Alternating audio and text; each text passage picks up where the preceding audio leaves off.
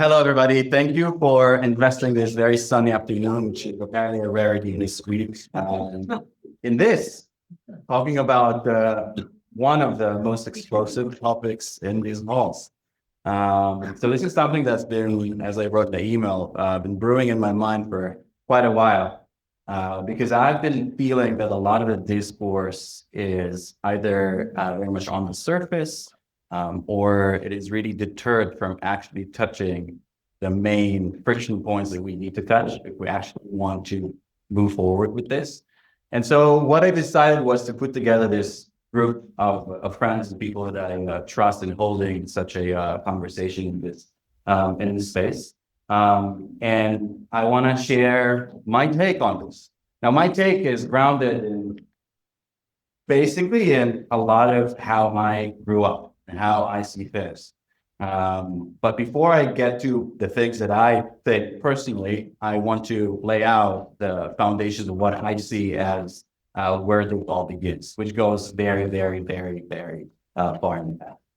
Why am I doing this? Yeah, as I said, it's an explosive topic. It turns discussion. And then what happens usually is that we just collapse into this sloganism, unnuanced radicalism. And that is destructive because it doesn't let us have a profound conversation, which then means we have no breakthroughs. And if we want to reach any breakthroughs, we need to get through them. The other thing is common discourse usually focuses on fact and event listing.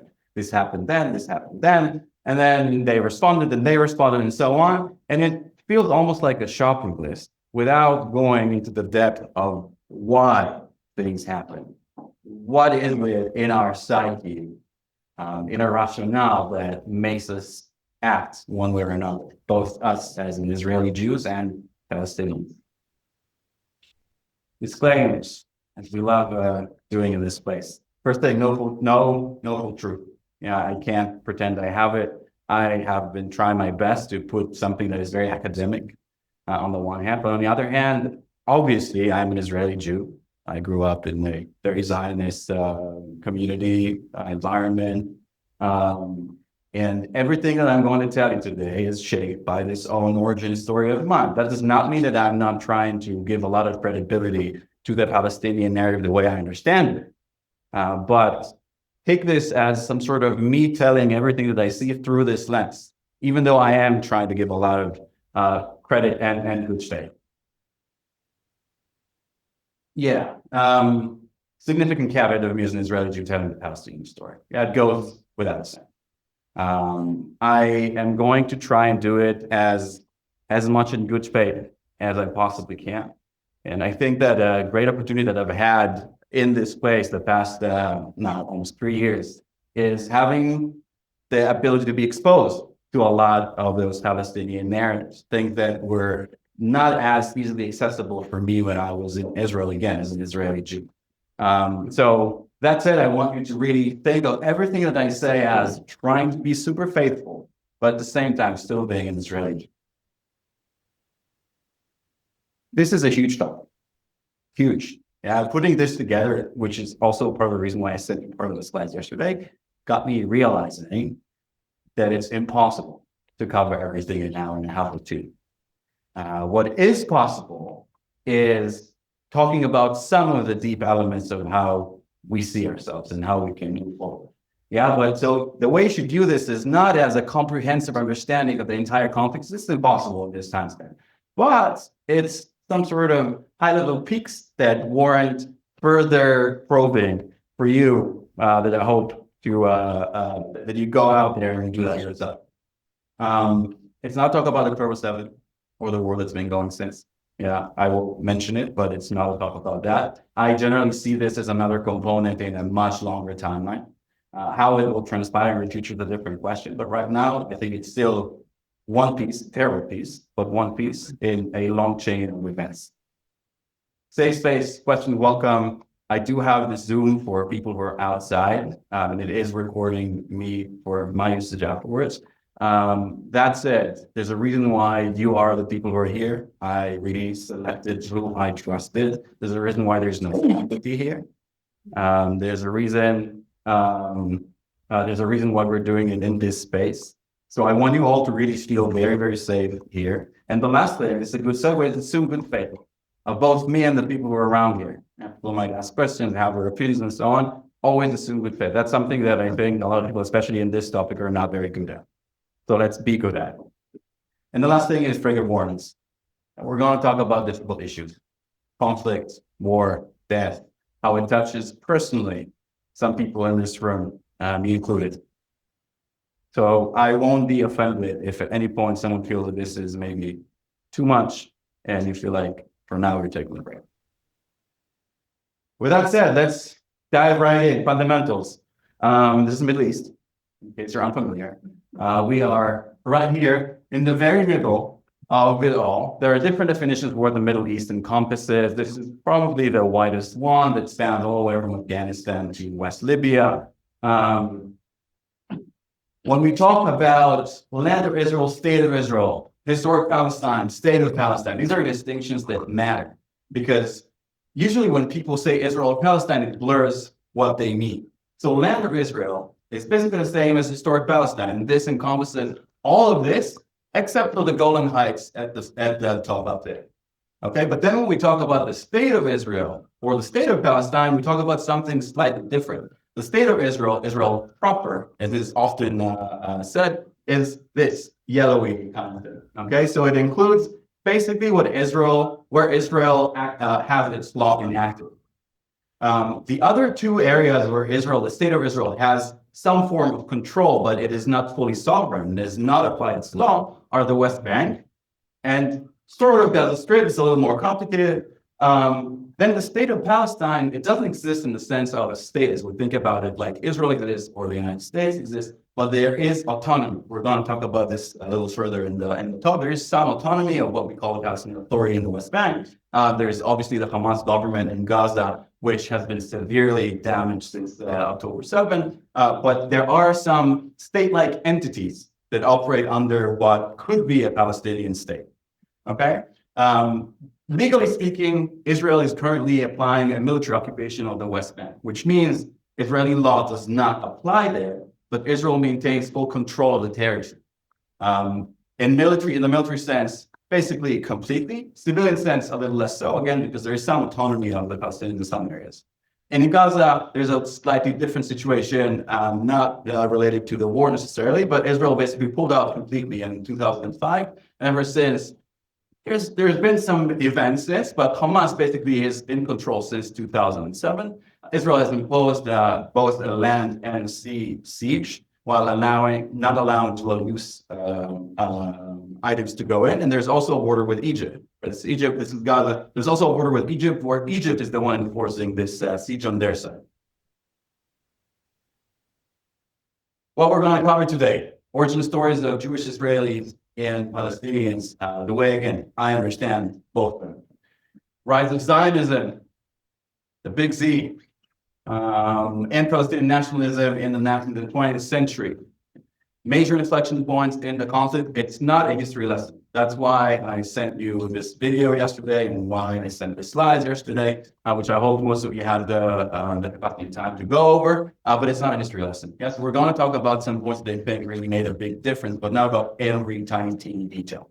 And the last thing, why the peace process failed and where we can find some hope and maybe be proactive about going further in the future.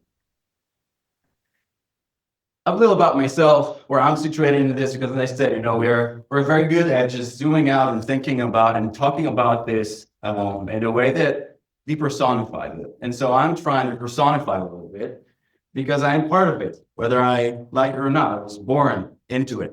So I was born into the 90s. I was the oldest of three siblings, mixed Jewish ethnic heritage. I'll talk about this a little bit. My dad is of what we call Ashkenazi descent. That's Jewish-European. My mom is of Sephardi descent. That's North African. She was actually born in Algeria and immigrated to Israel in 1961. Peace was in the air in the 90s. Yeah, there was this stardust of hope after decades of conflict. There was the Oslo Accords, I should say, where there was a series of accords between Israel and the PLO, the PA, the Palestinian Authority, the Palestinian Liberation Organization, and there was the peace between Israel and Jordan, and I was thrown right into it. And so there's this thing in Israel where obviously we're all conscripted to the military, and a foundational experience of a lot of Israelis is that as kids are like, mama, dad, what am I going to do in the army when I grow up? Because it's a very militarized society. You see soldiers everywhere. And the typical answer is usually, oh, sweetie, when you grow up, there's not going to be a military. They just forget about it. And so that was also the answer that they answered to me, because I was born into this peaceful time. Needless to say, that didn't last too long. And soon enough, the 90s descended into the violence, the collapse of the Oslo Accord, the assassination of Rabin, the Israeli prime minister, who led the Oslo efforts on the Israeli side by a Jewish extremist. Second Intifada, which I remember very vividly. I was in Jerusalem. Jerusalem was at the heart of the Intifada. Israeli disengagement from Gaza in 2005. And then I was drafted. Yeah, military was definitely there when I grew up. And so I was drafted to the Navy in 2009. I served in 3 different operations/wars in Gaza. First one was 2011, then 2014. October 7, I took a semester off last year in the fall. First because one of the dads passed, but then I was already in Israel. October 7 happened. So I was also called in to serve there. Zooming back out. Yeah. Tarek, Professor Masood, says that the way we frame when the conflict began helps frame the conflict itself. So is it 67 when Israel conquered a lot of territory, a lot more than it already held? Is it 48 when Israel was incepted? Is it 1917 Balfour Declaration when the Brits promised the Jews a state in Palestine? Is it 1882, which was when there were the first waves of both Zionist immigrants, but also Yemenite immigrants who were not Zionists? I would like to offer a different take. What if we go actually a lot further back? Not just through these events that are mostly around the rise of Zionism, nationalism, Palestinian nationalism, but rather we go way back to understand the origin stories of why, to begin with, the Jews wanted a state. Why did Zionism become a thing? And why did the Palestinians also want their own sovereign state independence, or Arabs in general? So I sent you these slides. I hope most of you had the time to go over them. But to really go through it very quickly, we're basically talking now about how the Jews tell themselves their story.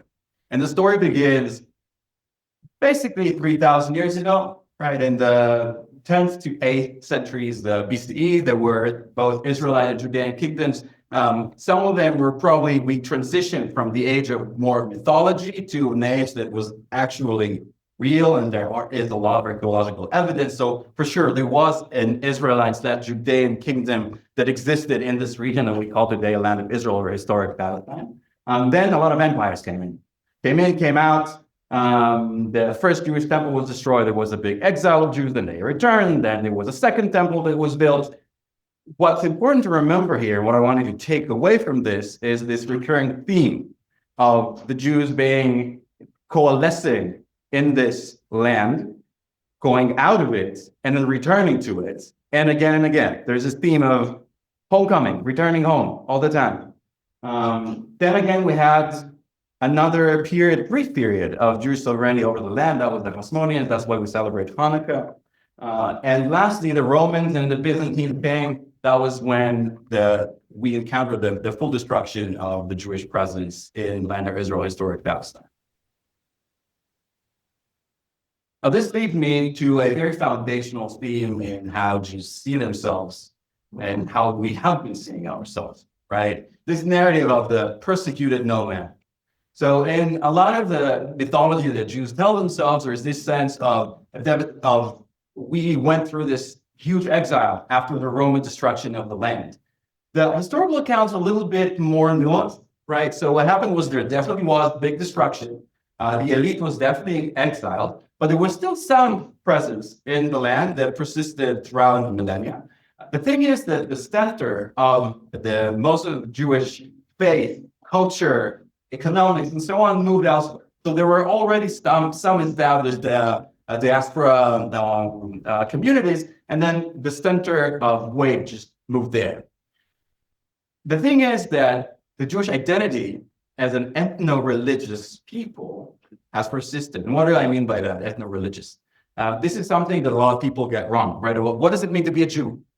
Is it just a religion? Are we a people? Like, how can you be a secular Jew? That doesn't make any sense. To Jews, it actually makes a lot of sense, right? Because we're talking about ages when this distinction, separation between nationality, ethnicity, and religion was not really existent. Yeah, back then, everything was ethno-religious. You were born into a people, you had this distinct ethnicity that usually followed a certain culture, a certain faith, right? The Jews just remained this way.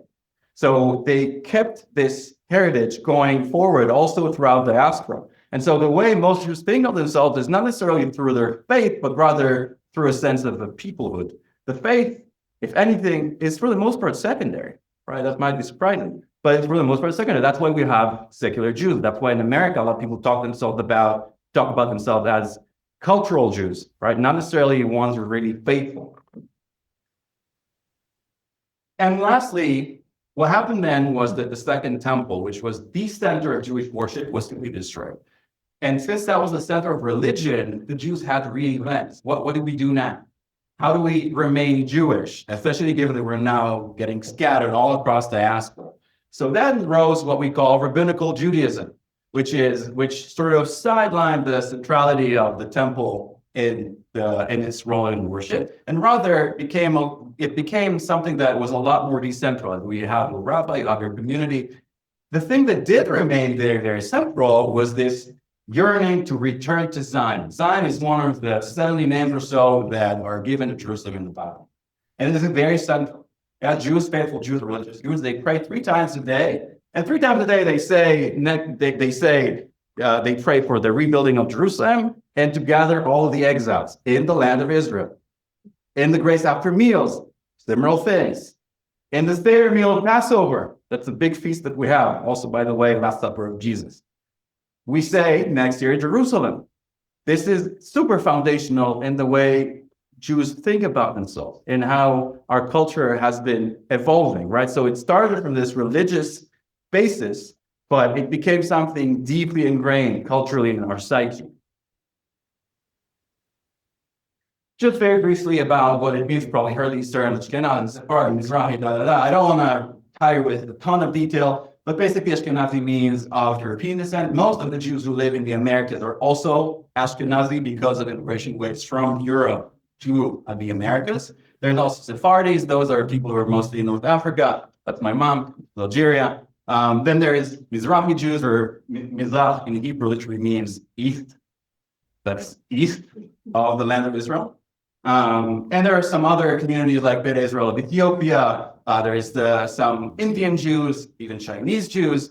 But generally, just to give you a taste of how wide this diaspora has been, at the same time, how all these people have been sharing a shared sense of peoplehood. Now let's go to the origins of the Arab narrative, the rise of Islam. So the origin of the Arabization of the region, and in fact, a lot further than just this region, was the Islamic conquest that started with Prophet Muhammad's rise to power. And with that, also the spread of Islam. So we're talking about between 610 and 632, there was the first wave of Arab conquest that conquered and unified basically the entire Arab Peninsula. We're talking about probably this area. Then came some other dynasties of caliphates that vastly expanded Islamic and Arab rule and Arabized the population. This is why in a lot of these areas today, we still mostly speak Arabic. And at some point, there was this acknowledgement and recognition that Jerusalem was the Al-Aqsa, which means the edge in Arabic. And that was it's a very, I don't know if there's Muslims in the crowd, but it's a very important place in the Islamic faith. That is where Muhammad ascended to heaven, received prayers, came back down, and what's called the night journey. But ultimately it became this very, very holy place. Third in significance in Islam after Mecca and Medina, which are both here, right, in the Arab Peninsula. And ever since, it remained under a hegemony of Islam. There was a brief period of the Crusaders, but generally speaking, there was the Islamic and the Arab continuity, basically since that conquest and until today, through the Ottomans and even to this day, because the origin is still very much Arab. Yeah, and then also, already back then, in the 600s, the Dome of the Rock, the Al-Aqsa Mosque were built. So these were renovated across the centuries, but they're very, very, very old.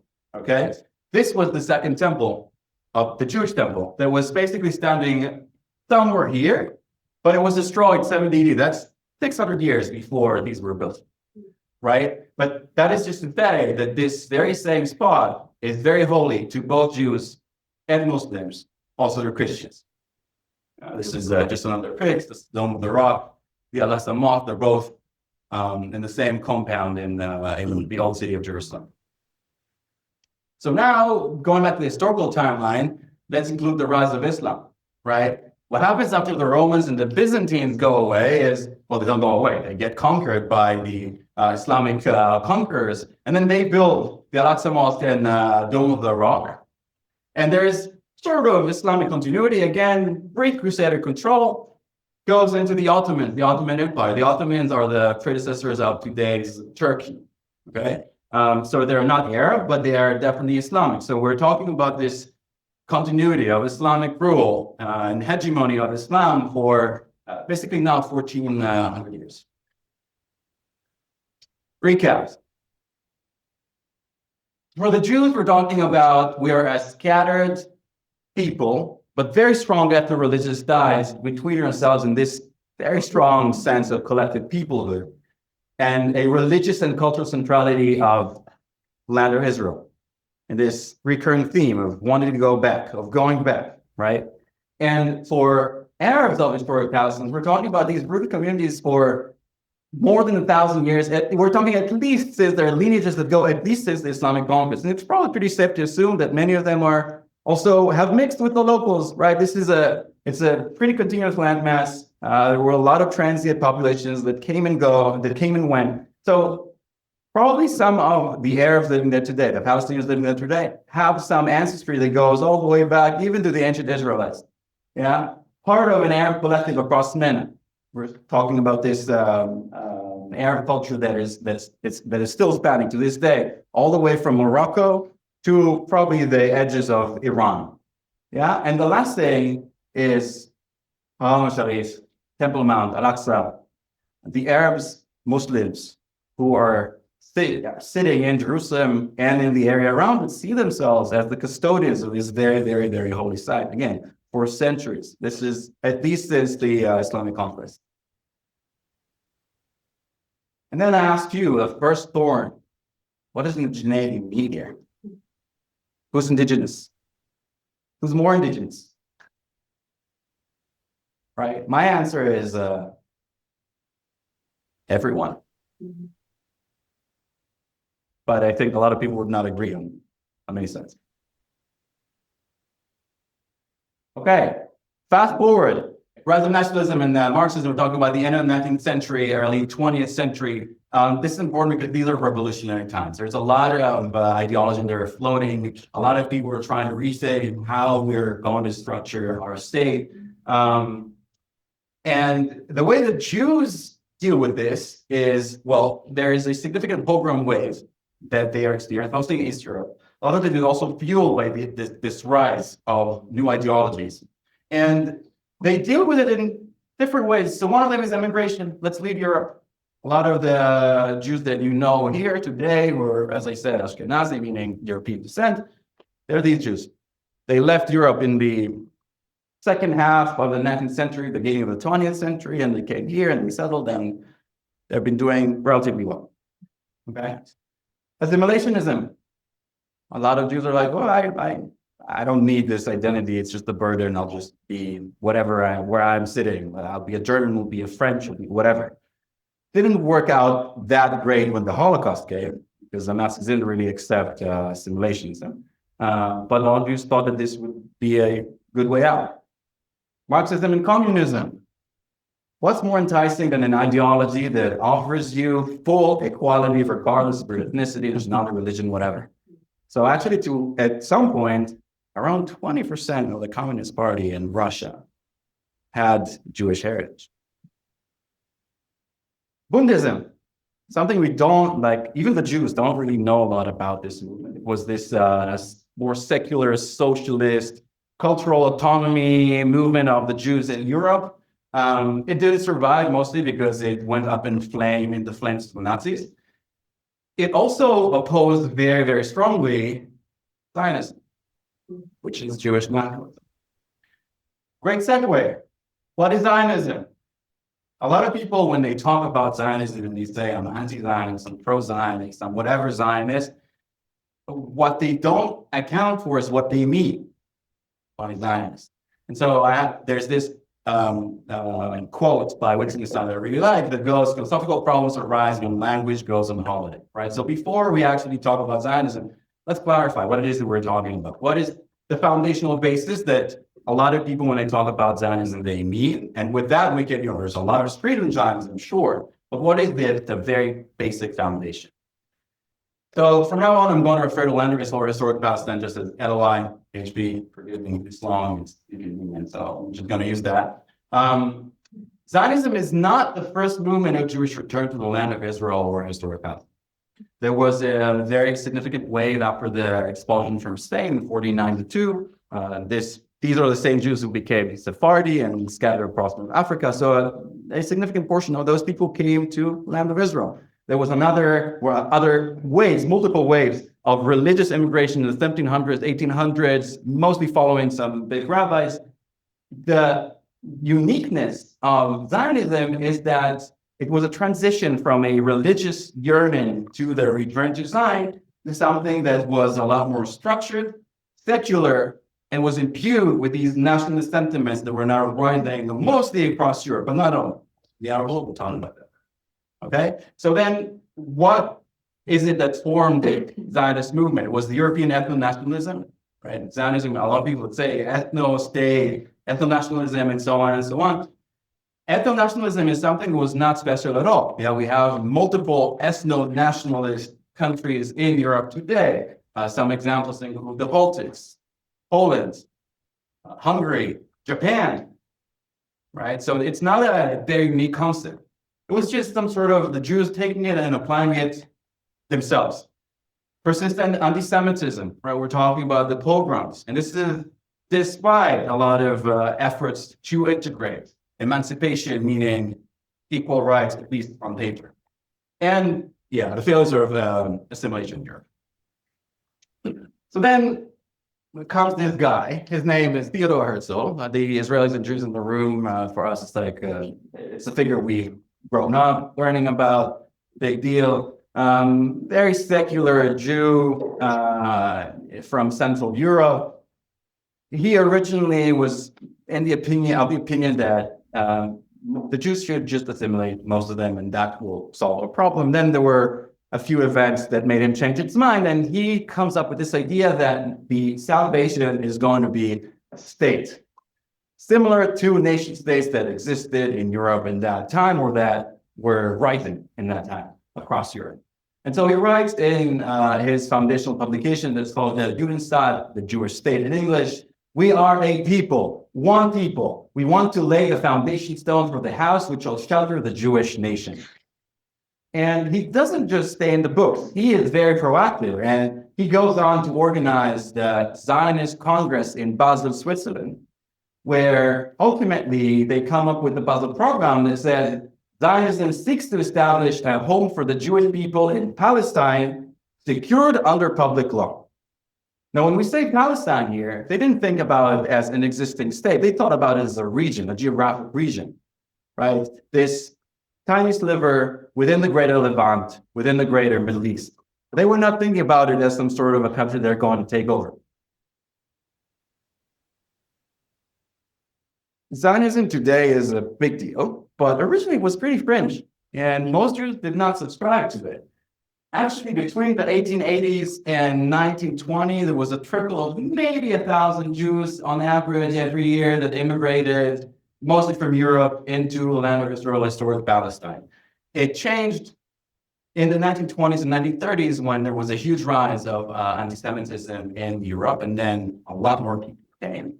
Also, immigration quotas in the US. You can see in this figure, right? So the 1930s, that's the rise of the Nazis and generally a lot of ultra nationalism and xenophobia across Europe. It stopped later because of the Brits. We'll talk about that. So then came all these Jews. Many of them were not necessarily fervent Zionists. Yeah, for them it was just, we are being persecuted, we're just trying to escape. And they rode the wave maybe of this developing, evolving Zionist apparatus in historic Palestine, land of Israel. And so they went on a lot of these state building projects. They weren't a state yet, right? The state will come later. But they already were very proactive, and they built government institutions, healthcare, social security, diplomacy, revived Hebrew, which up until then was mainly liturgical, meaning mainly for scriptures, Bible, prayers, and so on. All these Israelis in this room, we were born into speaking Hebrew as our native tongue. Yeah, military, not yet. At this point, the Zionists/Jews had very, very little capability of actually fighting. This will change. So, and this is an important point, the PR of Zionism was mainly of pilgrims and pioneers, people who are coming to make the desert blue and establish kibbutzes. For those of you who are not unfamiliar, a kibbutz is this agrarian village that is sort of a little communist settlement where everybody shares everything and owns everything, which basically means they own nothing. The reality was that the large majority of the Jews who came, not that ideological, they just were fleeing. And that remained the theme throughout the entire 20th century. Yeah, this poster, some of you might know it or run into it. It was designed by a Zionist Jew, calling on Jews to come to Palestine, right? Again, treating it as a geographic location rather than some foreign state. You like the ChatGPT? Yeah, let's talk about the Arabs of Palestine and how they fared during that time. The rise of nationalism did not come over the Arab world, right? The end of the 19th century, there is definitely an established Arab population in historic Palestine, and they have been Ottoman subjects for centuries. I remember the Ottoman Empire has been around since the 1500s. This is all they know. Now, they're not Arabs, the Ottoman overlords, but they're definitely Islamic.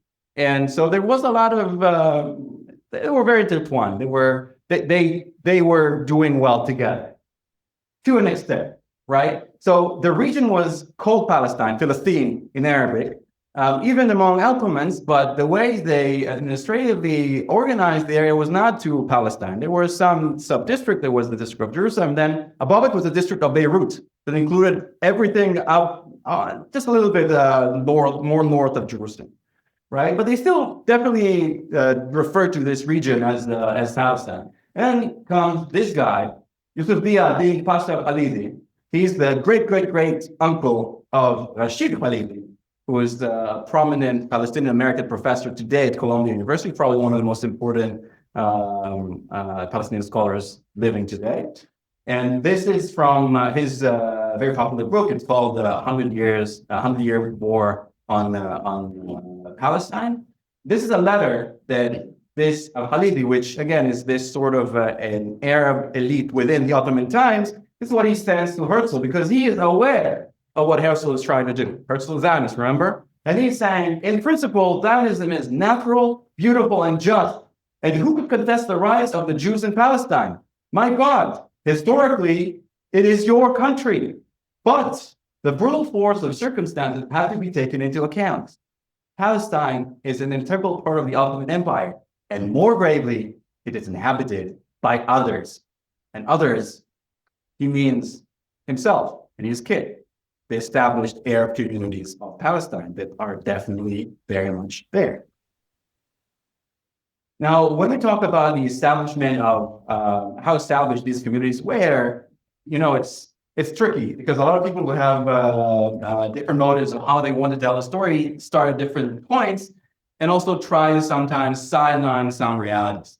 So originally, it was very sparsely populated. Yeah, the 1800s, 275,000 across this land is very, very sparse. We're talking villages here and there. Sure, there is a maybe strong community in Jerusalem, but it's not that highly populated. However, towards the end of the 19th century and into the 20th century, it's sizable. It's not that tiny at all. There's definitely an Arab community there that starts seeing itself as some sort of a more defined collective. They will later call themselves Palestinian Arabs. At this point, they just feel like there is something collective there, right? Some of them were seeing themselves maybe as more belonging to South Syria, but there was definitely a sense of we're here, we've been here for a very long time, we share a culture, we share a religion, we are, remember again, custodians of Sharif, the Temple Mount, Al-Aqsa. And so the coalescing of the Palestinian identity sort of started in the beginning of the 20th century. A lot of it was catalyzed by the rise of nationalism, generally, which again did not help over the Arab world. Also post-World War I, by British managed policies, we'll talk about that, and the growing Jewish immigration. But fact is that there was definitely this sense of Palestinian nationalism rising. And a good example to show this is this newspaper called Palestine from 1914, was published in Jaffa. The notion of Palestine matching the Jewish notion of what Palestine/land of Israel is came originally from the Christian Arabs who were living there, probably because they saw this as overlapping Holy Land and so on. But ultimately, it did become something that was accepted by the majority of the population. Yeah, and so here we're going to talk about the first theme in the Palestinian narrative, and that is the evolution of a distinct Palestinian identity within a pan-Arab framework. Speaking of themes, let's talk about the second one. A lot of lands within historic Palestine of Israel were sold during those times to Jews. Remember, a lot of Jews are flooding in. Many of them don't have any resources that were financed by richer Jews, but generally a lot of land were being bought by Jews. And the thing is that the locals did not necessarily approve of that. It's just that those who owned the lands were not really present for the most part. Most of them were absentee landlords. And it was allowed by these Ottoman authorities, mostly, again, not sitting right there. There's this guy. He was Muhammad Rashid Rida Hussein, very prominent scholar of his time. And he published this magazine started in the end of the 19th century. It's called Al-Mana, that means lighthouse, the lighthouse in Arabic. And he says this very politely: "You complacent on entities. Are you content for it to be reported in the newspapers of every country that the penniless of the weakest of the peoples, the Jews, whom all governments are expelling, have so much knowledge and understanding of civilization and its ways that they can take possession of your country, establish colonies in it, and reduce its masters to hired laborers, and its rich to poor men?" Right? And that is a good segue to our second thing: the Islamic and Arab betrayal and weakness. And the way this manifests here is, they're there, the Arabs of Palestine, but they feel powerless to stop the authorities from selling all those lands that those Jews are pouring in. And they feel betrayed by these Islamic/Arab authorities, right? Islamic Ottoman, not Arab, but also Arabs. And this, I want you to, when we talk about what goes further in this talk, think about those themes and how they manifest in all the events that come after this. Third theme, World War I, right? Originally, this region was controlled mostly by the Ottomans, but Egypt was already under Egypt, but under the Brits. But this region for sure was all under the Ottoman until into the World War I, right? So the first thing is during the war, right? The war was 1914 to 1918. During the war, there was the Hussein McMahon correspondence. So McMahon was the British High Commissioner in Egypt, which was then again under British rule. And he was talking with the Sharif of Mecca, which is Hussein, and they corresponded on creating an Arab state somewhere in this region in return for the Arabs revolting against the Ottomans. The Brits were very vague on what borders. They said that they could make exceptions and so on and so on, but they definitely promised something. And so what the Arabs hear, we're going to have a state. And in their mind, that should probably also include Palestine, right? And then the war ends, the Brits win, the Allied forces win, drive the Ottomans basically into what is today Turkey. And they split the whole region into a system of mandates. So the Brits get Palestine, British mandate for Palestine, which back then included both Jordan and Palestine, so all of this, Iraq, and the French get Syria and Lebanon, okay? Now the Arabs are like, hey, time to cash in, promised. What happens? The Balfour Declaration, which is the promise of the Brits for the establishment of a national home for the Jewish people in Palestine. Sounds unfair, right? Some overlapping promises made there.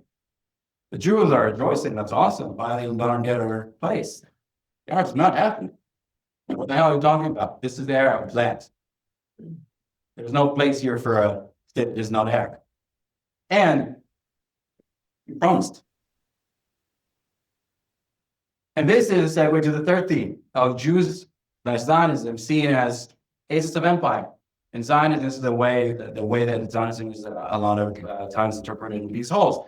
An extension of Western imperialism, a colonial project that is always enabled by these successive imperial patrons. The first ones were the Brits, and they come other today. Who's the imperial patron? The US, right? Again, according to this theme. Right, so this is the entire original British mandate of Palestine, which was then split into Transjordan, became today Jordan, and the British mandate of Palestine, which is the hotness of that.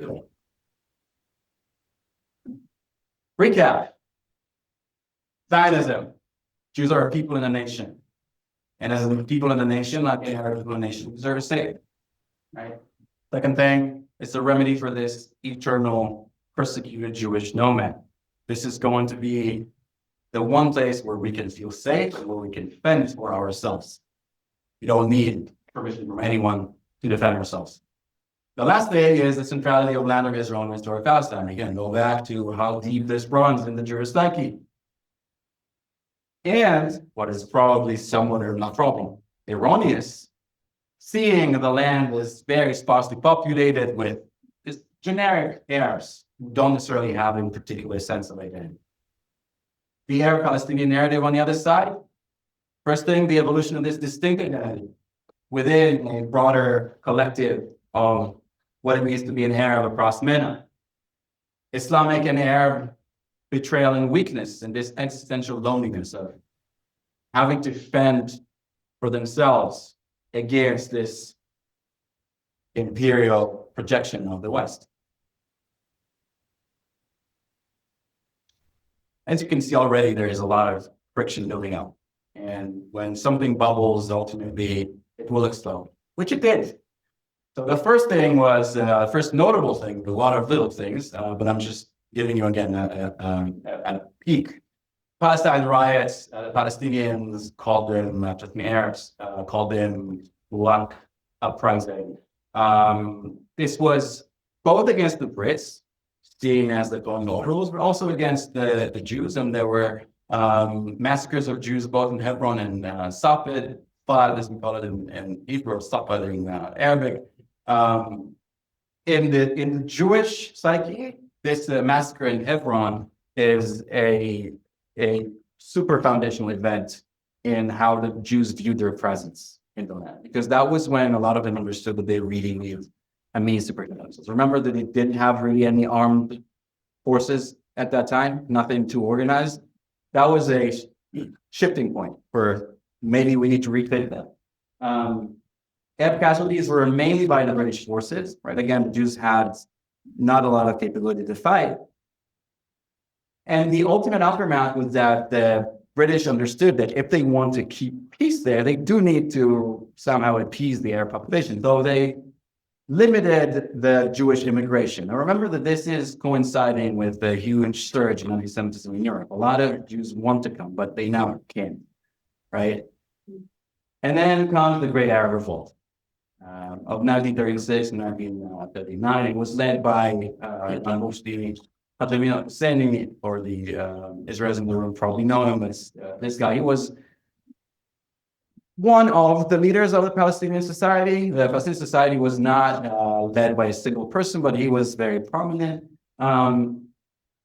This is an important piece of history because this is when the Brits felt that they can't suppress this alone. So what they did was they took all the Zionists, the Jews, and they were like, hey, we need your help. We're going to train you, and you're going to help us suppress this, which they did. So this is when the Jews started having armed forces trained by what was then one of the best militaries in the world, the British. And then the suppression went ahead, led by the Brits, heavily supported by the Zionist paramilitaries, who by then had enough training and capability to actually do this. The thing is, there's this very weird duality in the relationship between the Jews and the Brits here, because on the one hand, they armed them, they trained them, but on the other, at the end of the rebellion, they completely blocked any Jewish immigration. There were some people who managed to sneak in, but for the most part, it was blocked. Does this year remind you of something? So, in the eyes of the Palestinians, the Arab-Palestinians, it's again a colonial power, the Brits, who are using the handmaiden of colonialism and imperialism, the Zionists, to suppress what they see as a completely legitimate revolt. What the hell are you doing? This is our land, and you're trying to drive us out. And how do the Jews view this? Oh, it's another time that these imperial forces are blocking us from assuring our safety. Our brethren are about being butchered in Europe. They're already being persecuted horribly, and we don't know what's going to happen, now. Right? Then comes the aftermath of World War II, Holocaust. The pictures are of my grandfather, who was a Holocaust survivor himself, and of me in Auschwitz in my uniform, which is where my grandpa also passed through and obviously survived. So for Jews, after the Holocaust, remember how Zionism originally was pretty rich? This was when Zionism came the hit. Because now Jews were like, hey, everything else went up in flames.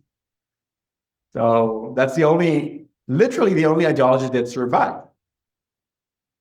And then a lot of Jews across the world subscribe to it. That includes the Jews of the US and other areas in the Americas. Because we're like, oh, look what's happening there. This is going to be our insurance policy. Right? It also solidified the support for a Jewish state among non-Jews, because look what happened to them in Europe. Okay, these people, we need to somehow help them, right?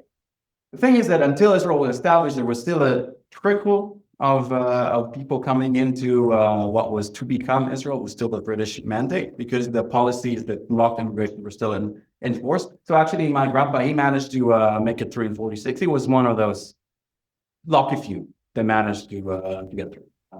That's the announcement. Right, so now we're jumping ahead to the partition plan. Remember, this is the British mandate, this is Transjordan, this is the British mandate of Palestine. This is what they suggested as a way to split the land. So the blue goes to the Jews, the red goes to the Arabs. The Jews rejoiced. Awesome. We finally got to stay. We are not going to be too picky. There were some hardliners who were like, no, it's not enough. We also want the other side of the river. Sure, but they were a minority. Most Jews accepted this and thought that they got incredibly fortunate to live and see this day come. The Arabs are like, whoa, hold on. What are you talking about? This is our land. We've been here for centuries. You're in no position to come and impose anything. So of course we're not going to accept a partition of our land. What person in their right mind is going to accept anything like this, right? What was the 55 to 45% split based on population? We'll get to it. Okay, a pillar of how Zionists saw this project generally was a land without people for people without land. You already know by now that is mostly false. Okay? And the Arabs saw this as the dispossession and dismantlement of an existing state-like framework apparatus. Also not fully precise, right? And so there we go to what you were asking about. How was this determined? This was mainly determined by who owned lands where. So this is the map of ownership, right? So blue is owned by Jews, green is owned by Arabs, and white is not owned by anyone, public land, state lands, some legal technicality that we're not going to get into. But basically, look how similar it is, right? What they were saying is the Negev, Naqab in Arabic, almost empty in terms of who owns land. We're going to give that to the Jews because we're expecting that a lot of them are going to come in line right after the aftermath, Holocaust, Europe, so on. And the rest is going to be whatever they sort of corresponding to what they bought. And then the rest is going to be for the Arabs, right? The thing is that the Arabs still definitely had a majority. They had a lot more people. And so the Arabs are like, well, it's great that you're doing it like this and you're determining who gets what according to who owns the land. But first, a lot of this land was bought without our consent, remember these absentee landlords. Second, we're not still the majority of this land, of this construct that is called Palestine. Why is the majority rule not applying here? If we, the majority, say we don't get this land, who are you to dictate that to us, right? But then, I can also ask, what is this construct of Palestine? Originally, it's a map that was imposed by the Brits.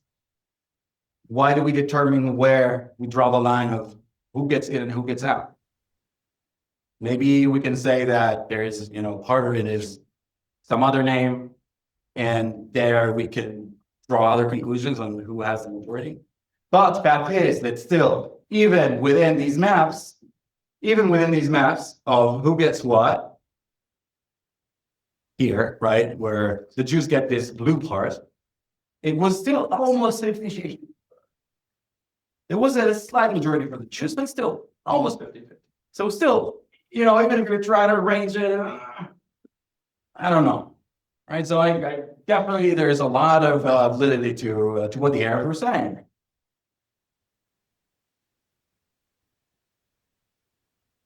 Okay. The main explosion, what the Israelis called independence war, what the Palestinians called the Nakba, catastrophe. Okay. So without getting into all the details, phase one launched basically on the day or the day after I was passing this resolution in the UN in 1947. It was mostly a civil war internally. Arab villages who went out and attacked the neighboring Jewish villages. The thing is, remember what happened in the Great Revolt. The fighting capacity of the Arabs was crushed. 10% of fighting age men were either killed or expelled. They were super weak, very decentralized commands, very disorganized, as opposed to the Jews, the Zionist paramilitaries, who are now very well organized, had this amazing training by the Brits. They had all this time since the revolt to even improve in how they were training. And so this resulted in the Zionists having definitely the upper hand. Then came phase two, which came a day after Israel said we are now a state. That was May 14, 1948. May 15 already, huge invasion, 5 Arab armies. Long story short, they fail. And what happens is Israel basically wins pretty decisively. It takes a lot more territory than what was allotted in the beginning. So remember that in the beginning was 55% of mandatory Palestine. Now they held 78%. Okay. By the way, an interesting point is that most of the arms that were not supplied by Western powers, but rather by the Soviets. Back in those times, the Soviets saw Israel as some sort of a communist extension, more kibbutz, socialism. So a lot of the arms were actually coming from there. The U.S. imposed an embargo on both sides, and in that way. There come the armistice agreements. Don't need to get into the details, but what happens to the other territories that were supposed to maybe be an Arab-Palestinian state is not an Arab-Palestinian state. This area here, which was now renamed the West Bank after the Jordan River, as in the West Bank of the Jordan River, or the East Bank is the country of Jordan, was annexed by Jordan very shortly after they took it over. And this area here, Gaza Strip, was taken by Egypt. It was not annexed, it was administered, but still ruled by Egypt. Not. This is a super foundational element in the Palestinians, in the story, and how Palestinians understand themselves. And again, remember that everything I'm talking about the Palestinians, view this as with the big caveat of me, an Israeli Jew, a Zionist, and so on. Okay? But a lot of good faith. This was a huge tragedy, catastrophe for Palestinians, much of it definitely man-made. Up to 750,000 Palestinians were displaced, starting from the beginning of what started as civil war and then full-on war with armies. 150,000 of the Arabs who were in mandatory Palestine remained in what became Israel. They later became citizens. Wasn't a smooth path. Yeah, there were some hurdles on the way to actually be full citizens, but ultimately they did become citizens. And then, what happened? What happened? What were the causes of enslavement? First, expulsions and destruction of villages. Villages, remember, Arab villages, a lot of them were hostile, fought with the Zionists, Jewish paramilitaries, and a lot of them were destroyed by those paramilitaries. Now, when you go into a village and destroy that village, some of the people there were fighting. Many, probably the majority were not, right? A lot of them were just, to them, what's called civilians, women and children, which you were definitely not fighting in large numbers back in those times. Second thing, massacres. There were massacres. There was. An example is the Deir Yassin massacre. That's close to today's, it's at the outskirts of today's West Jerusalem. This triggered a lot of the Arab flight of a lot of Palestinians, Palestinian Arabs from other villages that didn't necessarily fight themselves. Yeah, and then, voluntary flight, the breakdown of Arab society. Now, even if you wanted to stay and say you were not threatened by Zionist militias, the whole ecosystem of where you go to get your chicken, milk, or whatever, it collapsed. So a lot of people just had no choice but to leave because they had to eat. Hey. To add pain to injury, the right of return of those refugees, which was enshrined in the UN resolution, was denied by Israel. Israel has never allowed these refugees to return.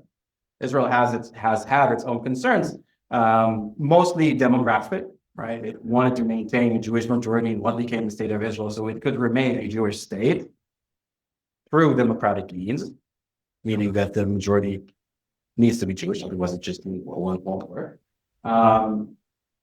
Also, security.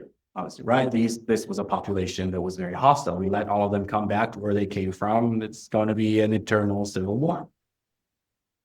And the last thing is refugee status, to this day, is something that goes from one generation to the next. So you've probably heard of UNRWA. They come to the headlines a lot in the context of the war in Gaza. UNRWA was established as a relief agency for Palestinian refugees, side by side with a more generic agency for refugees than the UN that was for anyone else, right? And today, there are 5.9 million people roughly who have the status of being a Palestinian refugee. Some of them are living in other countries, have citizenships of other states, right? Example is the Hadith family, they are Palestinian refugees, even though they're citizens here in the US. I want to say probably most are not citizens of the country where they're residing. Yeah, so most are still definitely around what was meant for Palestine. In Lebanon, they definitely do not have citizenship today. Right? In Jordan, the situation is a bit more complicated. Some did have, America integrated a little bit more. Generally speaking, in Syria, there's still big refugee camps of Palestinians, right? And the West Bank. And in Gaza, when you hear about those refugee camps in the dunes, right, what happens in Gaza, refugee camps, a lot of them are not transient cities of tents. They are cities. There are big buildings there of people who have been refugees now for generations, with this super deep yearning to return to where they were displaced from, aka Israel proper. Which gets us to another major thorn, the Palestinian refugee problem. Also want to cover the displacement of Jews of Menes, Middle East, North Africa. That's also the story of my mom. My mom, Ilai Levin, but at the time, this is their new house in Israel. Now it was Israel, after they were driven out of Algeria in 1961. In the war, and the Israelis fought a war of independence, Palestinians Nakba, 47, 49, there was some displacement in the land. Some of it was of Jews who have been living in those communities for centuries, millennia. Some of it was not. It was of people who were a bit newer, right? But the big displacement was of the Jews who lived in predominantly Arab countries. And we're talking about a near total exodus of Jews from those countries. Around 850,000 Jews were driven out of all these countries. Today, they are around a little bit more than 50% of Jewish-Israelis. In the US, we mostly see, remember, Ashkenazi Jews, people who are mostly European descent. In Israel, it's absolutely not the case. You see, most people are not white in what they look like. Right? Even the definition of white is not complicated when it comes to Jews, but at least in how you look. Right? That's fiction. Recap. Solving thing. When we talk about all these historical events, I always want to just zoom out and think about those themes that we covered earlier. Right? So again, recall how the Zionists/Jews think about this. We're a people in a nation. We're trying to have a remedy for this eternal persecuted nomad. And the land of Israel is paramount. I mean, it's so important to us, right? And for Arab-Palestinians, we're talking about something different, a distinct identity parallel to the distinct identity of the Jews within a collective Arab nation across the Mediterranean. There's this sense of Islamic and Arab betrayal. We're talking about this, how the leaderships of Islamic/Arab rulers keep failing them and betraying them and just leaving them on their own against this Western imperialism that is imposing upon them, this time in the form of science. So if we think about these themes and we go through each of these things that we covered, now thinking about it is a little deeper than just the shopping list, because we understand better how do these populations see each other and themselves. Okay. Yes, this is the aftermath of the war. Remember, Israeli independence and pretty major territorial gains. No Arab-Palestinian state. Annexation of the West Bank by Jordan. Gaza is administratively held by Egypt. Palestinian Nakba, the Great Palestinian Exodus, and the accelerated exodus of the Jews of Menes. And now I'm going to race through it a little bit because it's a lot of small events, but important ones. Algerian Revolution. You might ask yourself, why the hell am I touching this? It's not here. The reason is that what happened in the Algerian Revolution is it was a lot of how Palestinians have been resisting, was modeled, has been modeled after what happened in Algeria. What happened in Algeria was there was a French colonial rule. France completely annexed Algeria. It was seen as an integral part of what France was. And there was this Algerian organization, mostly called the FNL, Front of National Liberation. And they managed to drive out the French colonialists. Shortly after they managed to do this, the PLO was established, and it was modeled after what happened in Algeria. And again, think through the themes. We're talking about this imperial entity that is taking over. It was a theme in Algeria, and then an Arab indigenous organization managed to throw them out. How did they do that? Maybe we could replicate what they did, and this will work for us as well. Okay. And the next thing is 1967, another big year. 6-Day War, as we call it in Israel. More neutrally, it's called the Third Arab-Israeli War. And we're adding more forums because why not? It's not complicated enough. So Israel expands a lot. It takes over the Sinai Peninsula from Egypt. It takes over Gaza. It takes over the West Bank. And it takes over up there, the Golan Heights from Syria. Boom. What do we do now? And if that's not enough, adding, what do we do now with borders? Are we going to have an Arab state? Where are the borders going to be? Israeli settlements. There was a little more elaboration on the video that I asked you to watch. Now the Israelis are seeing this as some sort of, it's almost like a prophecy coming to life. The Jews are returning. It's the biblical homeland. Most of what was Judea and the ancient Israeli kingdom was not in Israel proper today. It was here in the West Bank, which Israelis call to this day Judea and Samaria. So obviously, we need to go back. This was ours. Remember the yearning to go back to Zion. And the last thing is Jerusalem.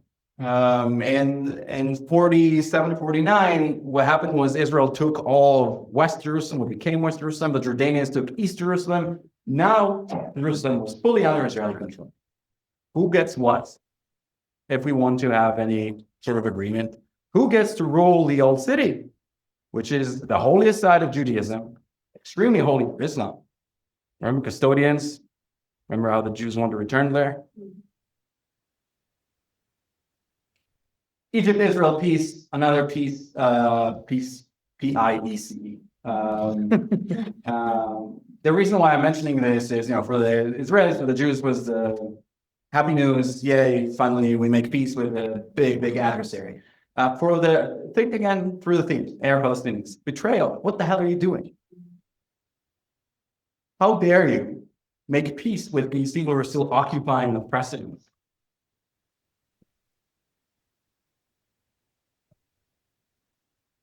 And then fast forward, we reached the age of peace. The age of attempted peace. This was when I was born. 99 days. And remember, age of a lot of hope, not just in Israel, but around the world, also among the Arabs, not just Palestinians. A lot of stories of soldiers, Israeli soldiers going into Gaza and their locals throwing bricks at them. Solutions you may have heard these before. The two-state solution or the one-state solution. And I want to go briefly over those and what they essentially mean. So I frame this way. The two-state solution is what I call the realistic solution. Okay, realistic because both populations are not going anywhere. They're not great friends. And so if we want to go forward in a way that would not result in serious bloodshed where both peoples are able to exercise their right of self-determination in their own land where they're sovereign, this is probably the most realistic way to do that, even though it will require big compromise from both sides.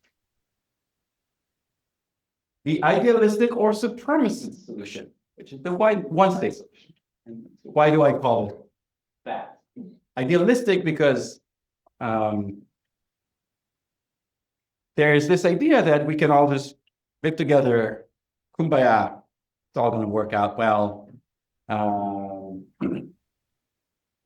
And that is not impossible per se, but it's just very, very risky.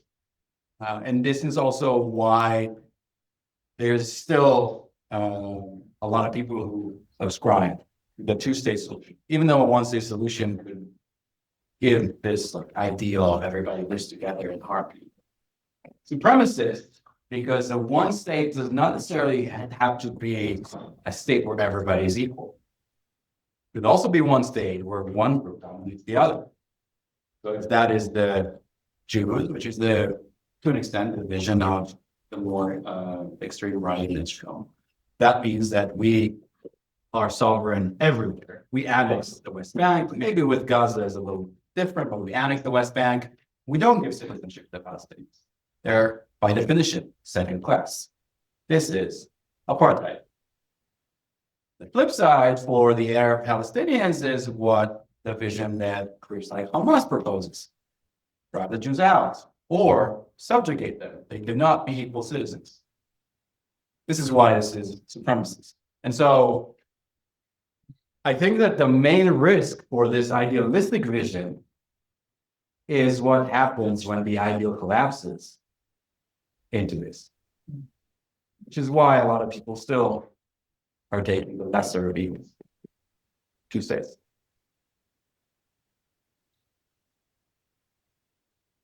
The age of peace. When we talk about politics of Israel and Jews and then Palestinians and Arabs, it's important to draw the distinction between the main camps. This is obviously not a comprehensive presentation of what are the politics, but it gives you a sort of a good idea of what are the dominant views of the camps. So for the Palestinians, we have two main camps, what I will call the pragmatic nationalist camp, that's dominated by the PLO, which is dominated by Fatah, for those of you who are a bit more well-versed. They were the ones who were leading the Oslo Accord on the Palestinian side. They formed the Palestinian Authority, aka the PA. They recognized Israel as a separate state from what would become a future Palestinian state. Then we have the Islamist right that are not aligned with the PLO, led by Hamas, a group you may have heard of. Hamas opposed Oslo completely from the beginning, opposed any sort of normalization, and promoted a lot of armed resistance and terrorism. And when I say terrorism, I want to define it, right? Because it's a word that is sometimes exploited. For me, when I say terrorism, what I mean is aiming to harm civilians with political ends in mind. Okay, so every time I use this word, this is what I mean. On the Israeli side, we have what we call, to this day, the central left. This was headed for many years by the Israeli Labor Party. It's sort of a lot of transitions. Today, the Labor Party is not as strong as it used to be, but still there's a lot of, the vibes are kind of similar. Back in the day, they were supporting the Oslo Accord. They were leading it on the Israeli side, supporting territorial compromise for peace. We also have our own right and religious right, and I'm drawing this distinction for a reason. In Israel, when you say right wing, a lot of it is very much security-centered discourse. And the thing is that a lot of people think about settlers, religious, and so on. They exist, but they are on top of a far larger base that is not necessarily ideologically driven when it comes to going back to the biblical homeland. Their take is there is a huge security issue here, which is a very valid thing to think.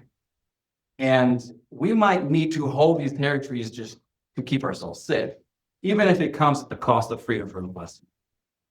Then on top of that, we have the religious right in Israel, which, as I said, is all about returning to the biblical homelands, settling in what is ancient Judea and Samaria and so on.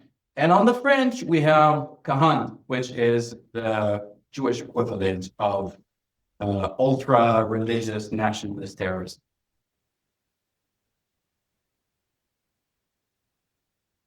The peace talks timeline. Again, I don't want to time it with a lot of tiny, teeny details, but this is kind of important.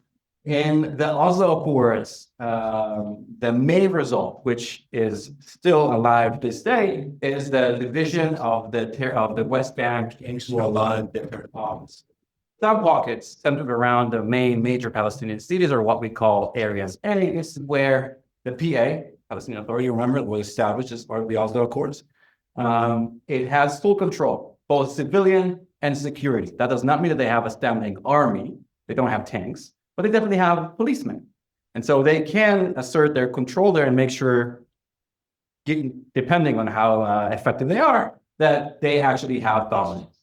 The other pockets that are a bit more numerous are what we call area B. That is where there is civilian control of the Palestinians, but security is still completely Israel. So the IDF goes in and out, IDF, Israel Defense Forces, Israel military, goes in and out freely, and it does what it needs to do or what it thinks it needs to do. And the rest is Area C, which is basically still completely controlled by Israel. Most of the Israeli settlements are in Area C, where there is no civil or security control of the Palestinians. We had a lot of rounds of talks, and the first one was also, that's also the most famous one. And a lot has happened since, right? There was the Rabin, the Israeli prime minister, was assassinated in 95, and the peace talks, not only on those grounds, collapsed. There was an attempt to revive it in the beginning of 2000. That's Camp David, collapsed. Second Intifada. The Intifada, for those unfamiliar, was a significant uprising of the Palestinians, which was very, very violent. Hamas was very dominant. So for Israelis, when we say Second Intifada, it usually involves these very, very terrible memories of a lot of suicide bombings. Now, me included, by the way, in Jerusalem. I have some pretty near misses when I was going on my way to school. We go forward, disengagement of Israel from Gaza 2005, also bits and pieces of the West Bank. Hamas takes over Gaza 2007. And the last thing that we had happening in this long chain of events was 2008. Last time we talked about peace, failed. And ever since, we have what we've been calling in Israel managing the conflict there, where we're just trying to keep things sort of below boiling. So Israel goes in, goes out sometimes to maintain security, letting the Palestinians have, to an extent, a dignified life and they can go on their business, but still, they're not granted sovereignty. They're still 100% under Israeli military occupation. This, I would argue, completely exploded in October 7. But that has been the defining paradigm of the Israeli reality since. Now, when we talk about peace, people usually say that we just didn't reach solutions that were acceptable to everyone. That is to an extent true. But what I want to argue is that that was probably not the main reason why it failed. Because we had formulas that were discussed, and for the most part, both sides agreed on them. So the first thing was borders and settlements. How do we solve this mess of Israeli settlements all around, borders unclear? So Israel offered basically mostly above 90% of West Bank land swaps to compensate for land that it would take, which would be some places where the settlements are very close to the border. For example, around Jerusalem, there's a huge pack of what is considered settlements in the under international law, but for the Israeli reality, it's a continuous part of Jerusalem. So anyway, they were like, okay, we're going to take this, but you're going to receive lands here, for example, or something of the sort. Jerusalem, there were mixed offers, shared control, split sovereignty. There were a lot of things that were discussed. It's pretty complicated there. If you went or will go to Israel, you will see why. Palestinian refugees. For Israelis, it's convenient to sideline this problem. But remember that this is a super foundational element in the Palestinian people. It has to be solved. Now, Israel is not going to agree to receive all of them back.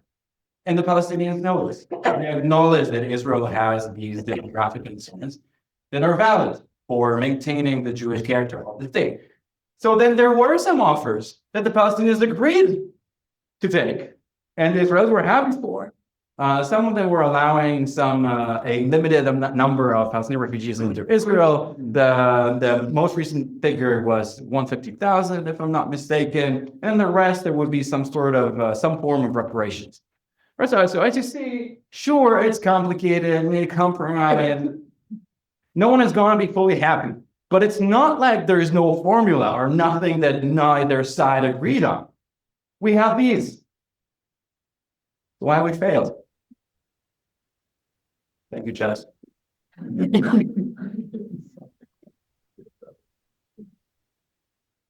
The Israeli perspective for why we failed is, well, Palestinian rejectionism. We gave you so much. Each time we gave you more and more and more and more. And you say, no, no, no, no, no. How can we work with this? And if that's not enough, you continued with all this armed resistance of yours, terrorism. During the peace talks, after Second Intifada, we gave you so much, and how do you respond? You bought the shit out of us in restaurants and in buses, excuse my French. Political split between the PA and Hamas. Some people may say, hey, but a lot of it is because what the Israelis have done. I would agree, but at the same time, it's also the responsibility of the Palestinians to unite. Palestinian perspective. It's great that we talk about some sort of an entity. What you essentially offered us is Swiss cheese. We're not exactly sure what all this is going to become a state. We can't live in pocket to pocket to pocket to pocket. This is not a state.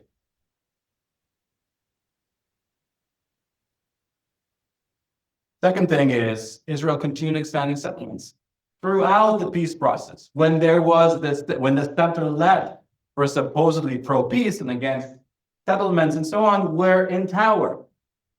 This is not a great way of building trust.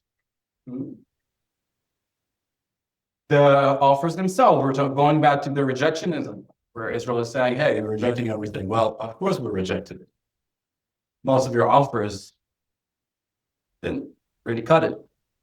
Sure, we can discuss further and so on, but that was not good enough. And the last thing, and probably more like goes deeper, is just a belief like that this fundamental lack of trust that most of this peace process was just used by Israel to drag the time so that it could further entrench its control, right? Combine this with the expanding settlements. Are you kidding us? You're bullshitting us. What are you doing?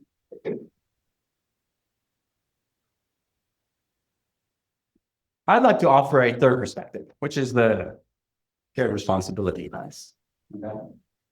Essentially, what we saw happening was Israel did continue expanding the settlement, but it's not because in the Israeli psyche, well, the majority was supportive of the settlements and was thinking that this is something, again, return to the biblical homeland. This is a minority. To this day, most Israelis don't care about the West Bank. There is something, the last poll that I saw when I was researching this is from the 20s. It was like 45% of Israelis who support controlling the West Bank for security purposes, of which up to only 25% and of Jews in Israel support it for religious reasons. That's a minority, right?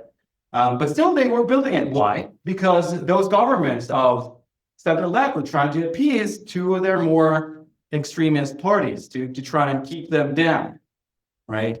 And then on the other side, Israel was negotiating with the PA, while the PA knowingly turned a blind eye to Hamas's terrorism.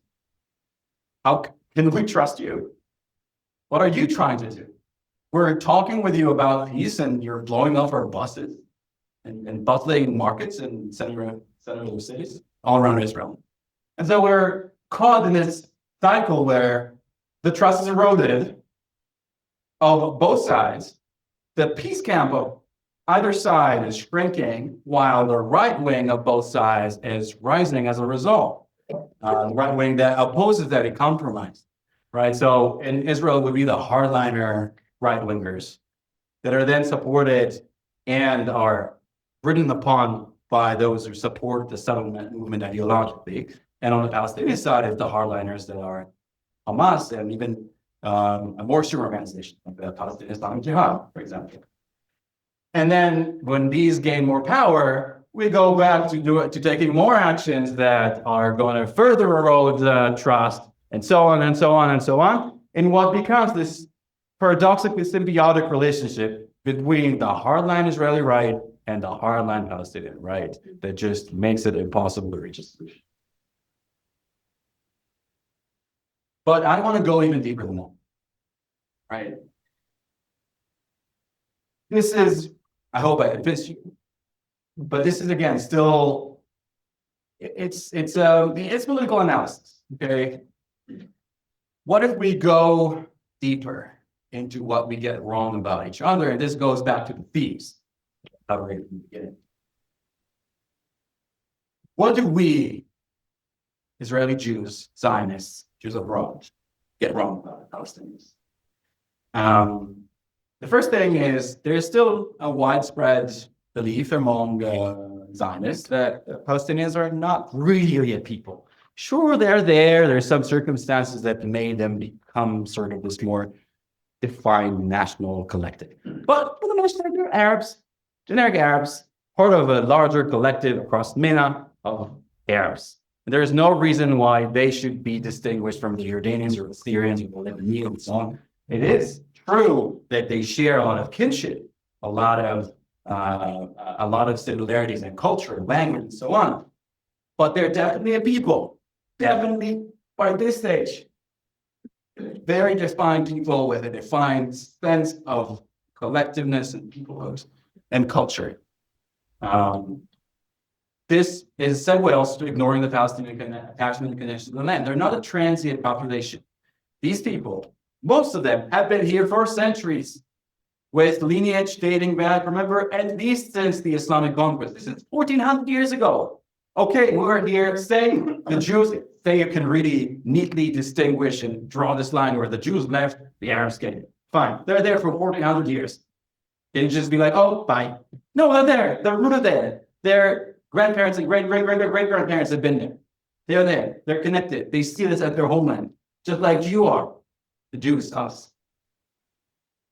Overemphasis in Palestinian rejectionism, as I hope to have convinced you, the Palestinians may have had some good reasons to reject some of these offers.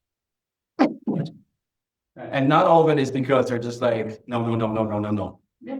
Some of it was very legitimate. Palestinian resistance only through the lens of terrorism. It's very common in the Israeli discourse. You're like, any little thing is terrorism of this and terrorism of that, terrorism this, terrorism of that. Not everything is terrorism. This is also what I defined what is terrorism when I used this term. When there is non-violent resistance, it is not terrorism. When there are attacks against soldiers, it is not terrorism. Terrorism, again, is defined the way I see it, and the way that most people define terrorism, harming civilians or political ends, not resisting against an occupying force which is armed. And the last thing is, I limited this, minimizing the importance of refugees. It's very easy for, I don't know if easy, but it's very common for Zionists to sideline this. Okay. Right, originally, fine. It's dream something happened. We need to acknowledge how foundational this is in the Palestinian psyche, ethos, experience of the world, how this persists to this day, how this feeling of being displaced and oppressed, not just under Israel, but also in the neighboring countries, is fundamental to their lived experience.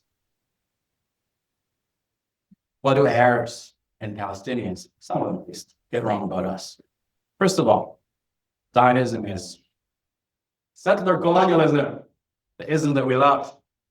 And the thing is that when you talk about Zionism and seeing it as settler colonialism, sure, there are some elements that align with what colonialism or settler colonialism is.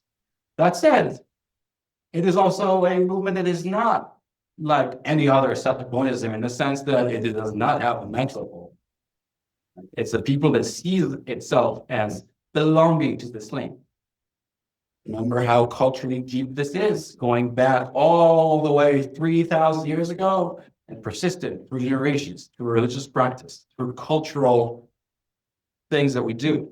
Everything revolves around the return to Zion. We're not colonialists in the classic sense. And the problem is that this warrants solutions like French Algeria, which I mentioned earlier. What is, all this guerrilla fighting and armed resistance, a lot of it is derived from this. It worked. They managed to drive the French out, doing all those things. So why won't it work here with those foreign people who do not belong, who are essentially just extensions of Western imperialism and colonialism? It could work, right? No, it won't work. And the same thing goes for the investment movement, BDS. What it does essentially is it's trying to cut the oxygen line of the metropole today, viewed as mostly the US, to Israel being its colony. But if Israeli Jews don't view themselves as colonialists, even if you manage to completely destroy the relationship between Israel and the US or any other imperial power in the world, do you think they will just leave? They won't. Because they see themselves as belonging and that this is their land. Suffer, sure. But they will find other ways of staying in Israel. Because for them, they're like, they have no place to go. And this is where they belong deeply in their identity. Second thing, dismissing Jewish indigeneity. I don't think there's a lot of extent here. Right? Talked about this. Who is indigenous? Well, Jews are also indigenous. And many Palestinians and Arabs don't fully acknowledge them. Judaism as just a religion. We talked about this as well. We are not. If anything, religion is secondary to our sense of peoplehood and kinship. It exists, it's there, but it's not the main thing that makes a person a Jew. For most Jews. Overlooking the central role of Jewish historical trauma. This is something that has defined the way that Jews view themselves, why they came up with this solution, why most Jews in the world today are Zionists. When I say they're Zionists, I mean that Israel is important to them, that they see it probably as some sort of insurance policy. Doesn't mean they support everything Israel does, but it means that Israel means something to them or need. Okay? And the last thing is ignoring the role of Arab states in Jewish displacement. Remember that more than 50% of Israeli Jews today are descending of Arab Jews. Who made them come to Israel? The Arab Brethren, the Palestinians. Does any of those parties take any responsibility or accountability for doing that?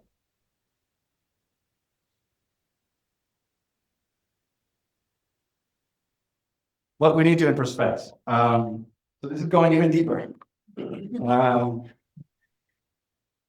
I think that we Jews, Zionists, we really need to do a lot of thinking and understanding with ourselves about how we recognize that the Palestinians are really there. They belong. They're indigenous. They've been there for generations. We should not bullshit ourselves with a lot of stories about how they just came and they're immigrants, and there's sometimes this discourse of how they came to support the Zionist immigrants who made the place bloom and create a lot of jobs.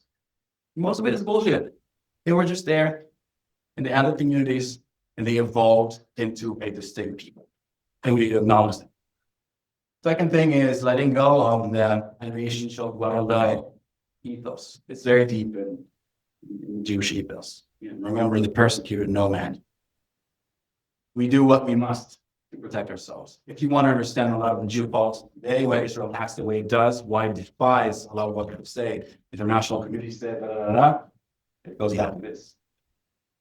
In the eyes of most, I want to say most Israeli Jews, maybe just in general, there's this sense of, look, the international community, when we needed it most, it was not there, to say the least. they are in no position to tell us how to act to protect ourselves, especially when we feel a little biased the way that they deal with us. Now it's very partial. Okay. But the thing is that this is entangled with Palestinian invisibility. Because if a nation needs to dwell alone, we need to do what we must to protect ourselves, then it makes it a lot easier to sideline the very, very legitimate plight of the Palestinians, which now we, the Jews, oppress. And that is the last thing that I want to say, the moral cost of occupations. What does it do to our society with generations upon generations upon generations of soldiers? Rule a stateless people that has no way to govern themselves, no, let's say, legitimate way of defending themselves. It makes you numb. Where does it place us as Jews? The persecuted nomads. Are we two Asian people? Something similar to others. For the Palestinians. The first thing is acknowledging Jewish historical trauma outside of land of Israel, historic Palestine, which drove most of the Jews to get there. It's true. The Palestinians themselves are not responsible for much of this trauma. Having said that, this trauma exists. And it is a deep reason for why Jews came here to begin with, and why they do a lot of the things they do. Why, for Jews, when you tell them from the river to the sea, it sends back these chilling waves of existential dread that's been building upon multi-generational trauma. The second thing, and also not relativizing the Palestinian one. That does not mean that the Palestinian trauma does not exist, but it is not legitimate. We should just not engage in oppression Olympics and compete who's worse off, who has it worse, who has had it worse. Does it matter? Second thing, acknowledging the reality of Jewish presence. It cannot get worse. Jews are there. They're not going to leave. And that leads me to the last thing. Moving beyond the binary of victim and colonizer and constructing a future-oriented narrative rather than a restorative one. We cannot go back to before 1940. It's a done. Israel is there. It's a super strong country. It's rich. It is a military colossus. It's not going to go anywhere. Not in the foreseeable future.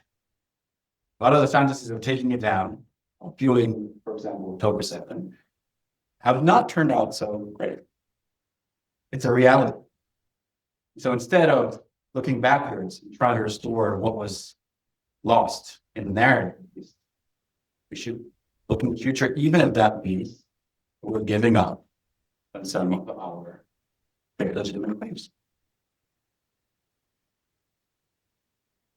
Where do we go from here? I'm more hopeful. You have no idea how many reiterations are coming. And then the dog comes like, oh. The first thing, what is our vision for our societies? I touched on it briefly when presenting the different camps. What is the story that we want to tell about ourselves to ourselves? What is the vision that we have?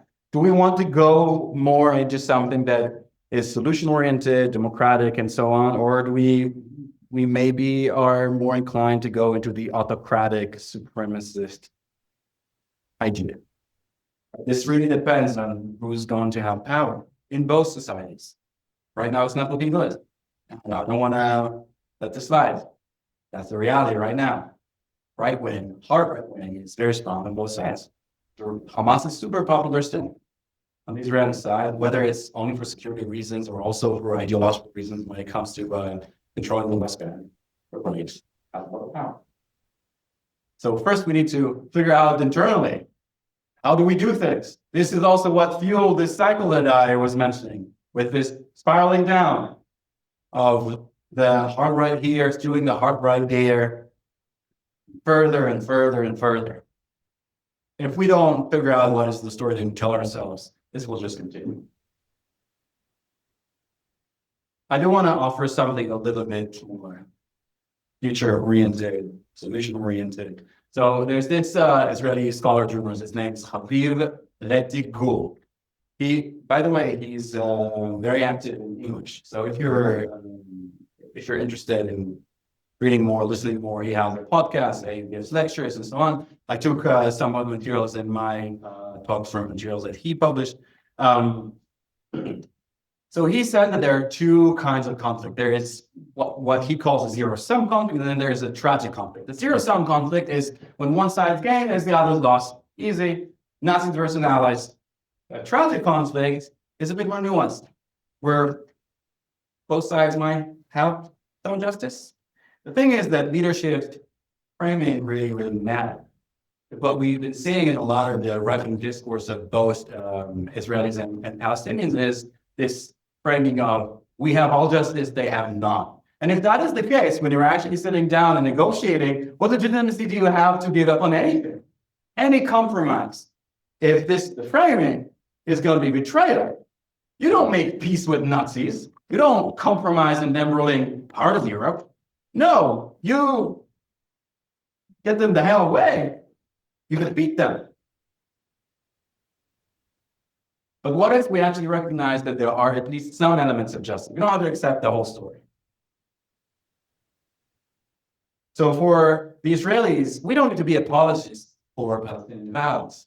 There's a lot of Palestinian violence that is not something we should forget. What happened in 2007 and its crimes. Don't need to forgive it. Don't need to be apologists for it. That does not mean that we should not acknowledge at the same time their origin story, their ongoing trauma and oppression that we are the source of. And on the other side, for Palestinians, this theme of Palestinians viewing Israelis and Jews as colonialists that can be driven out is so destructive because it is completely false in the way Israelis and Jews see themselves. And it causes terrible prescriptions of solutions on the Palestinian side that just feed the cycle of violence over and over and over again. So instead of buying into this PR that the Zionists have been very good at promoting of Zionist being pogroms and very well resourced and so on, understand that the vast majority of Jews who came to Israel were refugees. They had no place to go. This is the story, the defining story of all the Israelis sitting in this room. This is the story of me, my grandfather, Holocaust survivor, my mom, and all of her family coming from Algeria after they were driven out. And I know the stories of the others here, so it's their stories, but similar. This is the vast majority of Israeli Jews. We have no place to go. So if you don't understand this, how can you prescribe good solutions? Again, you don't have to accept all of the historical narratives that I sent you in my slides yesterday about how we're an ancient people, we're connected, and we pray 3 times a day and they come back. You don't need to you don't need to accept all of that. Say this is all mythology and whatever.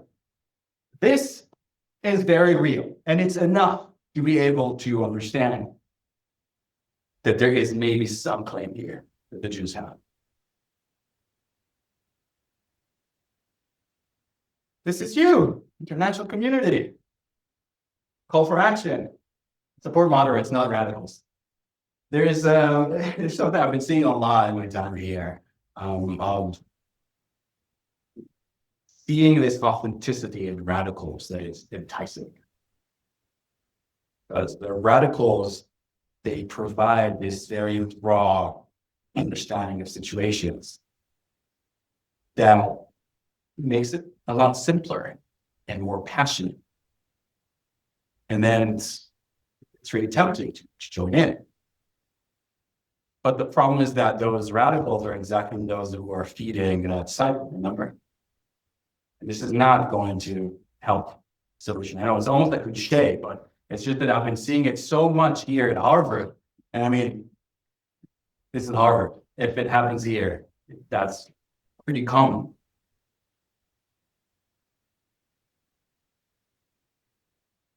Deeper probing rather than projection of known localized paradigms. Again, something I've been seeing in these whole imposing paradigms that were created in vastly different contexts, like the United States, colonialism, racism.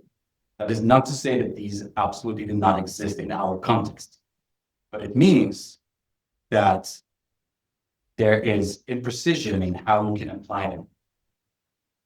And so you need to probe more, go deeper, and understand that maybe all these paradigms that seem so natural because this is just what we learn and know growing up here or in other places, maybe they don't fully apply. And maybe if we use them, again, we might prescribe bad solutions. Stop the instrumentalization of the conflict. It's real people who are engaged. And I think, again, speaking of the US, a lot of the discourse around Israel-Palestine, the way I understand it, is a proxy. People say through what they think about the conflict, what they want to say about other issues. So if you're aligned with a certain camp in the US, you're almost expected to support one of the sides. It's a litmus test, almost. Is it helpful to the actual conflict? Or are you just projecting something that is unrelated? If the answer is the latter, maybe you should rethink its usage, because again, it's a real conflict, these are real people, and you're not helped by projecting. Moving beyond crisis management, political courage. Crisis management is ceasefire. That's not political courage. Political courage is peace. If we want to move forward, maybe we can help, we as international community, I'm not mentioning someone. Maybe you can help those actors on the ground get into this political courage, giving them the means with coming as outside mediators that are clean in their engagement. And the last thing is supporting grassroots and civil society. All moderates. Okay, civil society and grassroots can be a lot of things. So what I'm referring to is those who would break the cycle, not perpetuate. These are the two mainstream solutions people know. There's also the out-of-the-box solution or solutions. I'm still mostly on the camp of the two-state solution, if I'm being honest. But, at this point, I'm like, you give me something good, I'll take it. So there's also this, it's called a federation. There's one example is a project called Man for All. Essentially, it means it's some sort of a federation where people on both sides can live by property on the other side, and then you don't have to live in settlements on the one hand. Palestinian refugees get to try and go back east in a legal way. And so this can provide some sort of an elegant solution. I think it still does not answer some of the problems of this. But again, at this point, I'm open to anything out of the books.